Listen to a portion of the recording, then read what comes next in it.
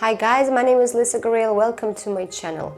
Today's theme will be a psychological one because I realized that I have information which is available only in Russian language by now. And as this knowledge helped me a lot, I really need to spread it to the world.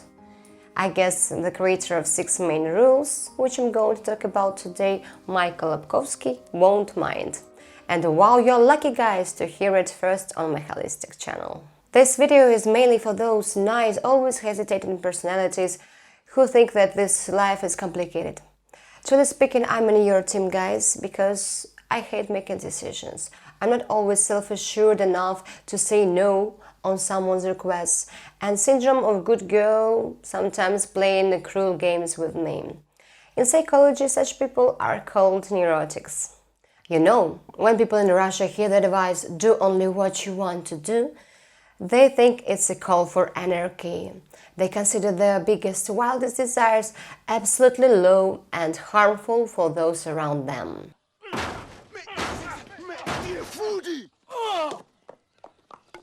In their mind, these people are sure that they are savages and are too horrific to let themselves have what their hearts desire. Michael Labkovskiy, superstar of Russian psychology with 30-year practice, sees it as the serious symptom of Russian national neurosis. He tells someone, do what you want, and they reply, are you kidding? How can I? But I guess that not only in post-Soviet Russia, children are raised in the very strict conditions, when they are taught to be ashamed of their own desires. I remember when it began in my life story. I was only 7 years old when my class teacher, a very old woman who saw the World War II, humiliated me in front of whole class. I forgot one line double sheet for the dictation at home, and she pulled me out from my desk and yelled, "Look at her, she's a savage! How dare she forgot her piece of shit at home!" And me, as my parents never yelled at me, was so bloody scared that I made some piss right into my warm tights. Luckily nobody saw what I've done because the tights had white color, but this feeling of shame literally blocked my natural freedom. And since that day, I promised myself to study without a right of making mistakes, and I became perfectionist and wanted to do whatever they wanted from me, just not to be ashamed again. And I can thank my teacher for this lesson, as it gave me some development, but the price is awful. Now I'm still trying to change my psyche, and every time I'm standing on the stage, this fear unconsciously rises from the inside. For me as for singer, this is an additional barrier. So how we can return this feeling of freedom to do what I want any old time? So love me, hold me. Michael Labkovskiy answers, if you consider yourself a good person, you can and you must do what you want. The desires of a good person are in harmony with the interests of people around him, if he is not a clinical psychopath, of course. Here's Johnny! Over the course of 30 years as a practicing psychologist, Michael has developed his 6 rules that have helped dozens of people to free themselves from their neuroses. And what is interesting, these rules were formulated by the inside of Michael after his good night's sleep. The rules sound like this. I will comment each point after. First, do only what you want to. Second, don't do something you don't want to. Third, speak up straight away if you don't like something. 4. Don't give an answer unless you are asked a question. 5. Answer only the question you have been asked. 6. When you are in argument, speak only about yourself. I will explain how these rules work in our life. Every neurotic becomes affected by a certain irritant, more often since he was a child. As the aggravating stimulus is constantly repeated, the child develops a repeated reaction to it. For example, if his parents yelled at him, the child gets frightened and withdraws into his shell. If this yelling repeats all the time, the child stays frightened and depressed. And the child grows up and his behavior pattern is settled. Stimulus reaction, year after year after year. Strong neural connections, known as reflex arcs, are formed in his brain, and nerve cells organize themselves in a certain way to wire in the same response to the similar stimulus. But what if the child has been beaten or abandoned? Can you imagine his response to life in this scenario? You guessed it. So to help a person overcome his fears, anxieties, insecurities, low self-esteem, you need to break this vicious circle and create a new pattern of responses and new connections. There is only one way to do it without resorting to a lobotomy, with the help of actions that are totally new to neurotic. He has to act differently and break his usual behavioral patterns. And it's easier to change when there are clear instructions on how to act in every specific situation. There's no need to think about it or to self-reflect or to appeal to his own negative experience. In life, it doesn't actually matter much what you think. What matters is what you feel and what you're doing. Michael's rules offer the way of behavior totally alien to neurotics, but typical for emotionally and psychologically healthy people, calm and independent, with high self-esteem and love for themselves. Their first rule is the one that provokes the most resistance, questions, doubts, and accusations. People often ask Michael, "What is this? Love yourself, ignore everyone else, and you will live happily?" Note that he never stated that the others need to be ignored. People confuse "do what you want" with "be selfish." There is a huge difference. A selfish person doesn't accept himself and can't settle. He is fixated on himself, his problems, and inner emotions. The most common of them is feeling hurt. He can't help you or empathize, not because he is a very bad person, but because he doesn't have this inner strength to do this. So who is this person who loves himself? He always chooses to do what is close to his heart. When he has to decide how to act, he might consider what would be effective or logical or obligated, and then he will still be doing only what he wants. Even if it leads to losing money, he might even lose much more. But whom would he blame? There is nothing wrong with him. He lives among the people he loves, and he loves his job, and he is in harmony with himself, and so he is kind to others and open to the rest of the world, and he respects other people's desires as much as he respects his own. That is why he doesn't have this inner conflict that is so typical for neurotics who are living a double life.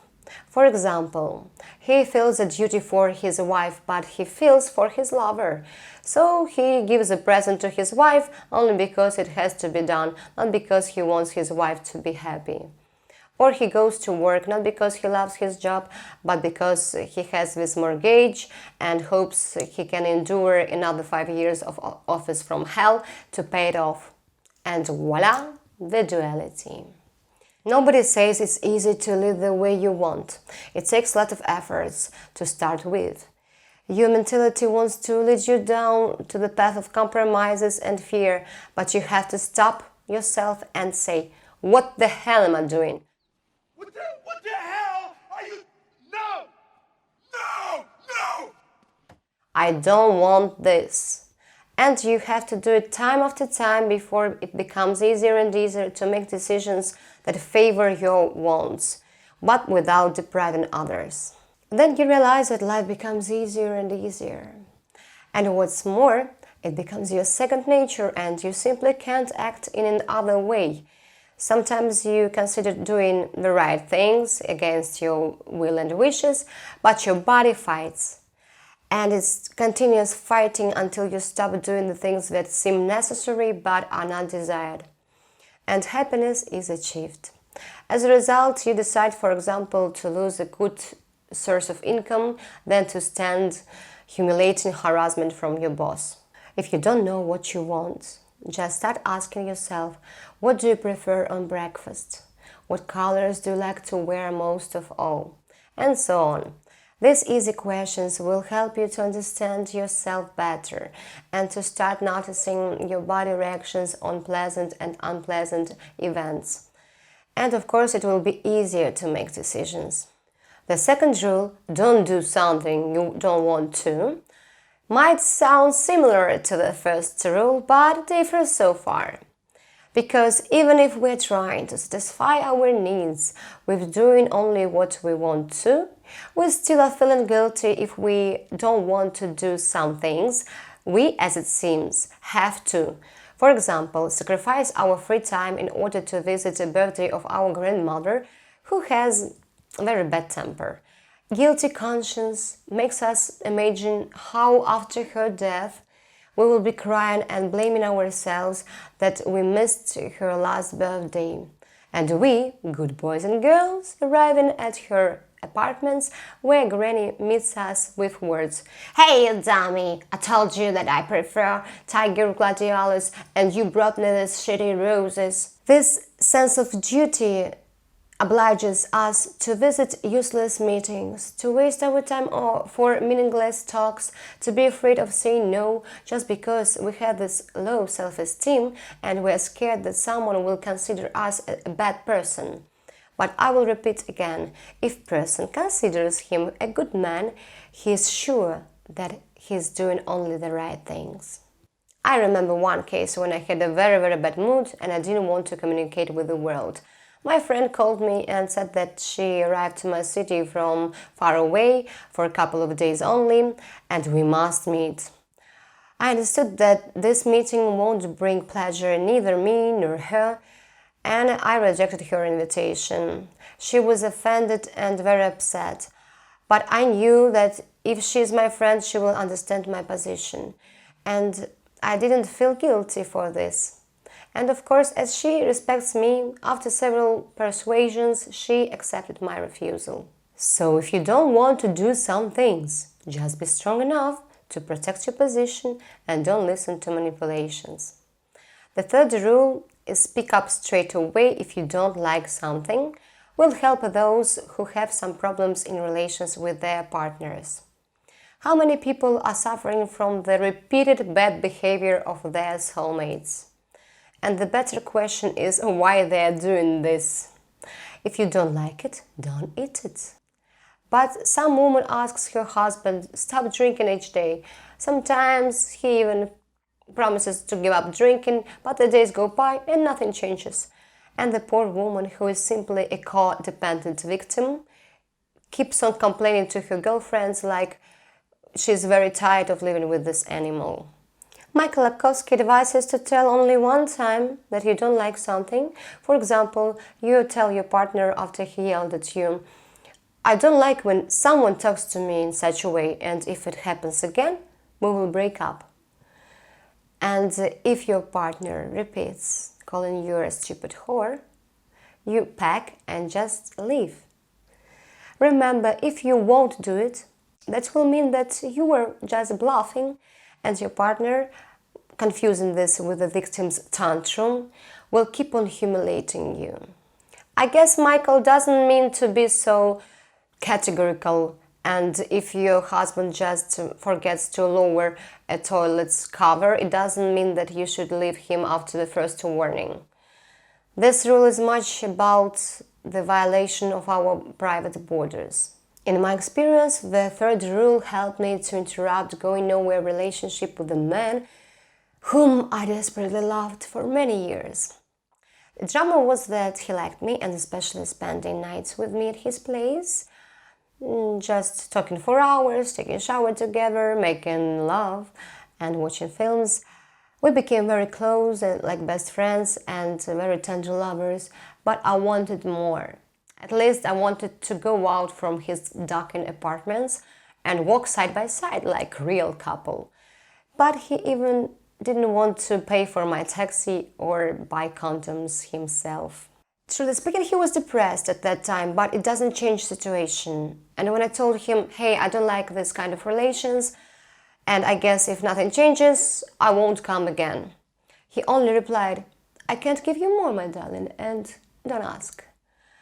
You know, before telling him this, I've been arriving to his place like night fly for a half of a year, afraid of even hinting him that I'm not satisfied with such state of affairs, because deep down I knew he will answer me like this, but I was hoping that someday he will act differently and truly love me. You can't imagine the pain I felt after receiving his reply. But I decided to respect myself and not waste my time anymore, and I left him. After 3 months, he rode up to my place drunk as hell, and when I went to him, he was almost crying, hugged me and said, I thought I will never see you again. But I have already suffered enough and felt nothing but pity and slight disgust. So the story has no happy end, but who knows how much time I would waste on these nights, and especially on thoughts like, what is wrong with me, since he doesn't want a serious relationship. So I'm really happy that I was strong enough to use a third rule in my life. And the separate theme is about manipulators with a narcissistic personality disorder, who are holding their victims on hook until they are exhausted to death or go insane. And I think it's a big problem. Many people simply not informed that there are a lot of psychopaths around them, and we should protect our borders, especially women who are more inclined to become victims. If you want, I will take another video about my short love story with the Narcissus and give some advices how to act in such relations. The fourth rule says, don't give an answer unless you are asked a question. And this rule reflected clearly in the habit of neurotics to make excuses even if they weren't asked to explain anything. And of course, this manner to talk nonsense to avoid uncomfortable silence in the conversation.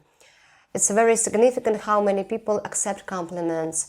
They easily listen to criticism or even insults, but completely lost when they hear something pleasant about them. You can often hear how a girl receives a compliment about your new dress. An anxious girl, in response, begins to make excuses that, yes, it's old, it just hasn't been worn for a long time, or oh, it was very cheap. But no one asked her about this. She responds in this way only because it's very hard to hold a pose and adequately accept compliment. There is a very funny joke on this subject. One junkie comes home stoned and is very afraid that his mother will find out that he is using drugs. He is standing at the stove and begins to warm up his dinner, whispering to himself to rehearse his speech in case she notices something. No, Mom, I'm not junkie. Who's junkie? Am I junkie? Suddenly, mother appears on the doorstep and says, Good evening, my boy. And junkie replies, Who's junkie? Am I junkie? So, in some cases, it's better to keep silence if you are not asked. Otherwise, you are risking to look pitiful and immediately get down one step below other person. The fifth rule, answer only the question you have been asked. It may seem similar to the previous point, but it has some difference. In the previous rule, neurotic replies even if there wasn't any question, and this rule is about ridiculous answers which can be given in case of crippling anxiety of person. For example, your boss is asking you, when are you ready to provide financial report for this quarter? And you replying, I guess next Monday maximum. But I have some problems with the tax reporting. Transaction that Agent Smith carried out wasn't conducted in our database, and now when I need to talk to him, we need to call customer and ask him to deliver income and documentation to our office. What? Why our boss should be thinking about these fanciful problems? He just wanted to receive an answer on his easy question. This strange behavior probably will make him think that you are too worrisome and you can't solve your tasks with a cool head. And the last rule of Michael Labkovskiy sounds like this. When you are in argument, speak only about yourself. So that when you are sorting some things with people, your girlfriend or boyfriend, for example, you can't use you utterances like you are a bitch, you are an asshole, only you could do this. Only this could happen to you always. Speak only about yourself. I don't like it when you say this. I'm really disappointed when you are doing this. Such formulations will allow you not to get personal and to abstractly discuss problems with people.